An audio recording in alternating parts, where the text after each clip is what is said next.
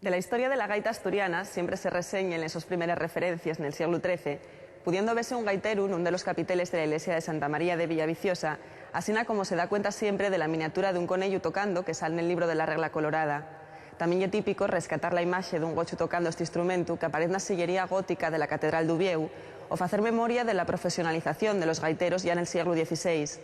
De esta manera va escribiéndose la cronología de esa tradición, olvidada y recuperada a través de los tiempos, hasta la aparición de importantes nombres propios que hasta nunca hay mucha vez saben a ser masculinos. Con la actualización y renovación de este instrumento, como no podía ser de otra manera, también fueron apareciendo figuras femenines como la de Belén Arbolella, que lleva años amosando el so valir como gaitera per diferentes festivales y concursos, haciendo muchas veces una tarea compleja para estos músicos, como la de acompañar en esas actuaciones a las principales voces de la asturianada.